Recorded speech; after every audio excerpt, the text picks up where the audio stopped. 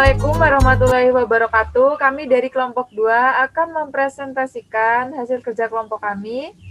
Adapun anggota kelompoknya saya, Citra Farinda Rufi, sebagai pembaca makalah paragraf pertama. Selanjutnya, saya Ayu Melinda Putri sebagai pembaca makalah paragraf kedua. Saya Alvin Nabi Putra, pembaca makalah paragraf ketiga.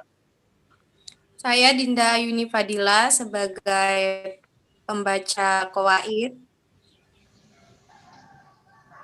Kemudian Khazinatul Ozi sebagai pembaca mufrodat dengan Miftahul Munir sebagai pembaca mufrodat.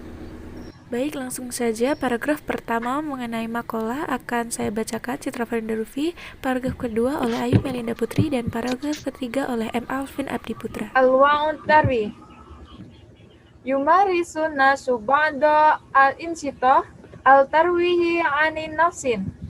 Orang-orang melakukan beberapa kegiatan untuk rekreasi. Wayas lubu al-nasyitarwi ba'da an-anai al-amal awi al-dirosah. Dan orang-orang mencari rekreasi setelah kesulitan bekerja atau belajar. Fal amilul aldi ya'malu kasiron yahtaju ilal tarwi wal talibul ladzi yadrusu kasiron yahtaju ilal tarwi. Seseorang pekerja yang banyak bekerja membutuhkan rekreasi, dan seorang siswa yang banyak melakukan belajar membutuhkan rekreasi. Wal tarwi mufidun lil aqli wal jismi. Rekreasi baik untuk pikiran dan tubuh. Walaysa hadafu minat tarwi qatlal waqti wa inna ma al hadafu qada'a al waqti bi anisyatin mufidah. Tujuan dari rekreasi bukanlah untuk menghabiskan waktu, melainkan untuk menghabiskan waktu dalam kegiatan yang bermanfaat. Oke, Putri. Oke, baik, selanjutnya saya Ayu Putri akan melanjutkan paragraf kedua. Bismillahirrahmanirrahim. Ritalwi sur kasirat minha. Ada banyak bentuk rekreasi. Antara lain al-qari'at wa musyari'at al-riyadat wal shifar wa qada al-fafi al-hadiyat awila al-hasyati wa ilab al-hasub wa iqamal al-mukhayat wa syid al-syamak wa zi'at al-mata arhif. Membaca, antara lain membaca, berolahraga, jalan-jalan, menghabiskan waktu di taman atau di pantai, permainan komputer, berkemah, memancing, dan mengunjungi museum. Yufadal kasira min al-hanas al-qari'at. Banyak orang lebih suka membaca.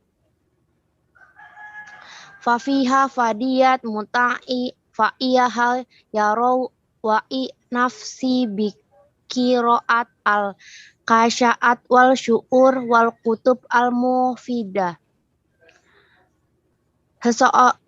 Karena memiliki manfaat yang menyenangkan. Seseorang menghabiskan dirinya untuk membaca cerita puisi dan buku-buku yang bermanfaat. Untuk selanjutnya akan dilanjut oleh M. Alvin Abdi Putra. Baik, di sini saya akan melanjutkan materinya.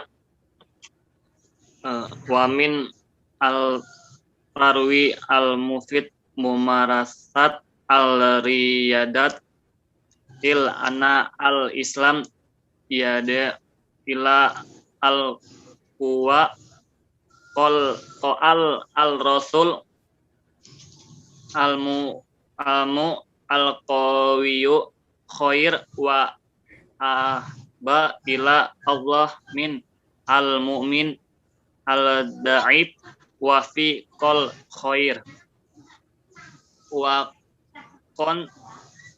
kan al-muslimun yumarisun al-riyada qal Umar bin al-Kitab alimu auladakum al-sabahat wal rimayat wa rukub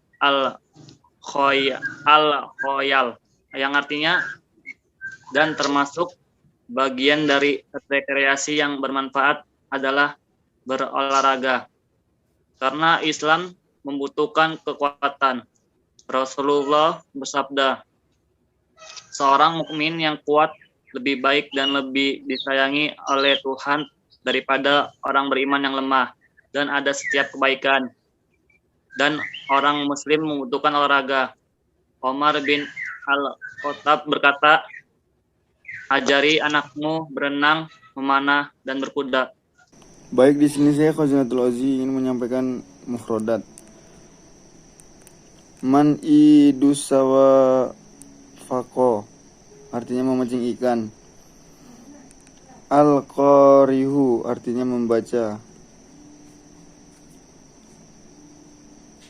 As-jahasama, artinya badan. Al-hadayaqahu, artinya kebun. As-satoyaha, artinya pantai. Ar-royadahu, artinya olahraga. Aha sawabu, artinya komputer. Asabahohu, artinya berenang. Aromayat yahu, artinya memanah. Rokatu bahayaka, artinya berkuda. Selanjutnya adalah bagian qawaid al-fa'il. Al-fa'ilu huwa al-ismu al-marfu'u alladhi fa'alal fi'la. Fa'il adalah isim yang dibaca rofa yang melakukan pekerjaan. Adrusu walakhid. Next.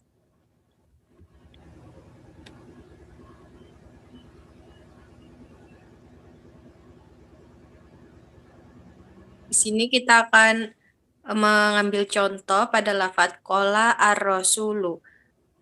Dalam lafadz qola ar-rasulu terdapat beberapa pembagian. Yang pertama, qola yaitu adalah kalimat yang berbentuk fiil, fiilnya berupa fiil madi. Kemudian ar-rasulu termasuk ke dalam fa'il. Karena yang pertama, dia melakukan pekerjaan atau yang melakukan pekerjaan. Kemudian yang kedua, karena harokat ujungnya dibaca rofa atau domah. Dan yang ketiga, bentuk kalimatnya adalah kalimat isim. Mengapa dibentuknya kalimat isim? Karena dia menunjukkan seseorang. Kemudian pengertian fa'il tadi itu kan isim yang dibaca rofa yang melakukan pekerjaan, atau kalau dalam bahasa Indonesia itu disebut dengan subjek. Jadi atau pelaku. Jadi pada lafadz qola ar-rasulu itu kan artinya Rasulullah bersabda. Nah, jadi Rasul itu berkedudukan sebagai fa'ilnya atau pelaku dari pekerjaannya, kemudian kolanya itu adalah yang dikerjakan oleh fa'ilnya, yaitu bersabda.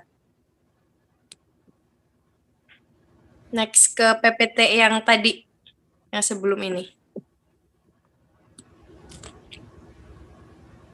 Misalnya di sini, yashrobu al-maridu ad-dawa. Yashrobu itu artinya minum. Kemudian ad-dawa itu artinya obat. Nah, pada lafadz yashrobu al-maridu ad-dawa, fa'il di sini bertempat pada lafadz al-maridu, yaitu orang yang sakit.